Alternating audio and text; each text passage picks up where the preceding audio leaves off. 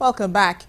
It appears North Korea is leveraging on not reaching any deal with the United States or any world powers by restarting nuclear activity thought to have been in the process of demobilization.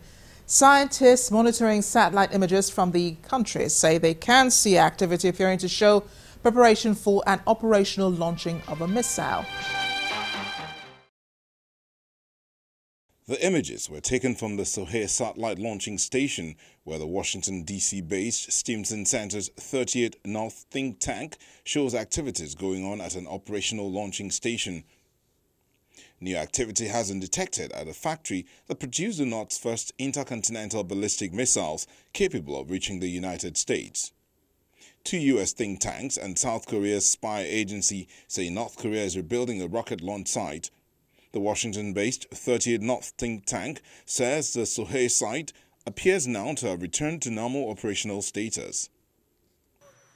U.S. President Donald Trump, speaking about the report, said he would be disappointed if North Korea were to resume weapons testing, reiterating he still has a good relationship with the leader, Kim Jong-un. I have a feeling that our relationship with North Korea, Kim Jong-un and myself, Chairman Kim, I think it's a very good one. I think it remains good. I would be surprised in a negative way if he did anything that was not per our understanding, but we'll see what happens. Look, when I came in, under the Obama administration, North Korea was a disaster. You were going to war, folks, whether you know it or not. You were going to war. There was no talking. There was testing. We didn't have our people back. We didn't have our great hostages back.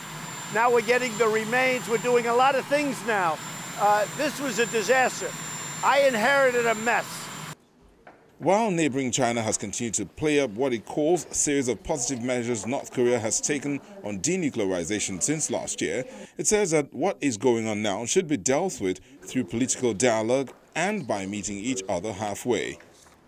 Japan says its eyes are fixed on North Korea's nuclear missile development and has been gathering and analyzing information.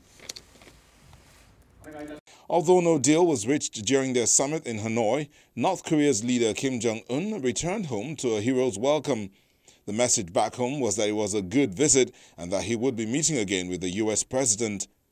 Analysts believe North Korea is preparing to launch a satellite rather than test a missile, though activity around Sanam-dong, where North Korea has assembled most of its ballistic missiles and rockets, indicated it's preparing to move some kind of missile or rocket to a launch area.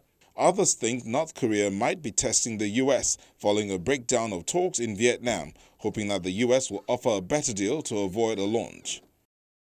A Sohae launch facility at the Tongchang-ri site has been used for satellite launches and engine testing, but it's never been used for ballistic missile launches. America's National Security Advisor John Bolton has promised North Korea could face more sanctions if it is found to be making no progress on denuclearization. Let's check in on other discussions in diplomatic circles. Kenya's Transport Secretary James Macharia says passengers from at least 35 nations were aboard the Ethiopian Airlines Flight 302 that crashed on Sunday. The Ethiopian Airlines Boeing 737 passenger jet was en route to Nairobi when it crashed, killing 149 passengers and 8 crew. The dead included Kenyan, Ethiopian, American, Canadian, French, Chinese, Egyptian, Swedish, British and Dutch citizens. Flight ET302 with registration number ETAVJ crashed near the town of Bishoftu, 62 kilometers southeast of the capital Addis Ababa. The plane is the latest version of 737, the world's best-selling modern passenger aircraft and one of the industry's most reliable.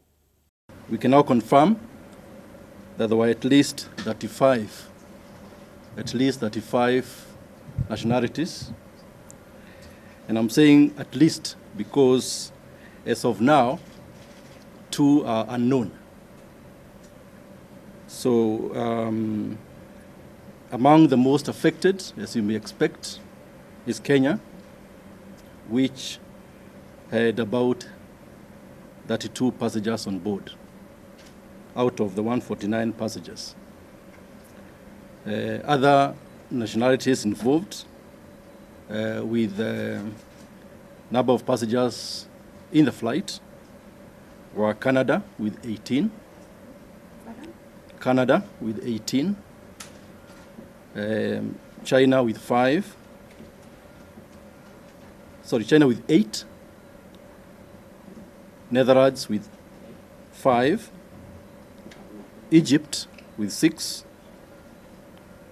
Ethiopia with 9, France, UK, 7 each, India with 4, Italy with 8, and then we have Slovakia with 4, and the USA with 8. The other nationalities who had like 1 or 2 passengers on board. Britain's Foreign Secretary Jeremy Hunt says British Iranian aid worker Nazanin Zaghari-Ratcliffe will be given diplomatic protection to underline the government's belief that Iran has behaved unjustly in its treatment of her. Hunt says that while the move, a little used way for governments to seek protection on behalf of their nationals, was unlikely to be a magic wand, it may help Zaghari-Ratcliffe's case. The project manager with Thomson Reuters Foundation was arrested in April 2016 at a Tehran airport as she headed back to Britain with her daughter after a family visit. She was sentenced to 5 years in jail after being convicted of plotting to overthrow Iran's clerical establishment, a charge denied by her family and the foundation, a charity that operates independently of Thomson Reuters and Reuters News.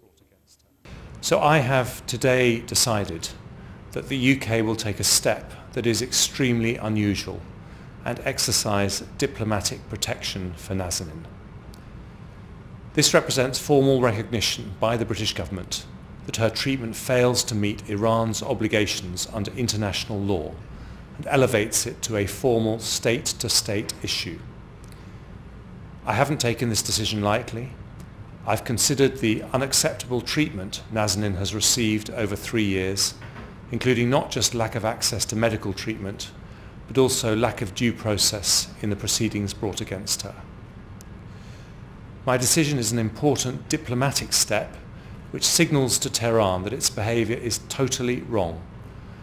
It's unlikely to be a magic wand that leads to an overnight result, but it demonstrates to the whole world that Nazanin is innocent, and the UK will not stand by when one of its citizens is treated so unjustly. Iran is one of the oldest civilizations in the world. I know there are many there who understand the unjustness of this situation. No government should use innocent individuals as pawns for diplomatic leverage. So I call on Iran to release this innocent woman so she can be reunited with her family. Finally, the United Nations High Commissioner for Refugees, Commissioner Filippo Grandi, says the UNHCR should have a bigger presence inside Syria to observe and help refugees returning from abroad and from replacement within the war-torn country. After almost 8 years of fighting, President Bashar al-Assad now controls most of Syria, and the front lines appear stable for now between government territory and 2 big enclaves in the north and east, still outside Damascus's control. Many Syrians scattered within and outside the country, including the more than 1 million in neighboring Lebanon, are now considering whether to go home. Grandi, who was in Lebanon after spending 3 days in Syria, said he had passed a very strong message about UNHCR access to the Syrian government, adding that his organization were working with both Syria and its Russian ally on these matters.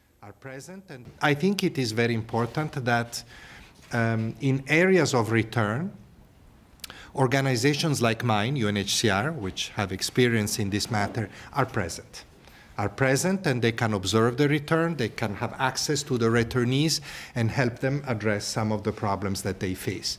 And this is the very strong message that I have passed to the Syrian government. We are present in some areas. I myself could go to Homs and Hama. It was not complicated. In other areas, such as Rif Damascus, to get the authorizations to visit is more difficult. That's the program this week. Thanks again for joining us. Talk to us using any of our handles showing on your screen. I am Amarachi Ubani. I'll see you next time.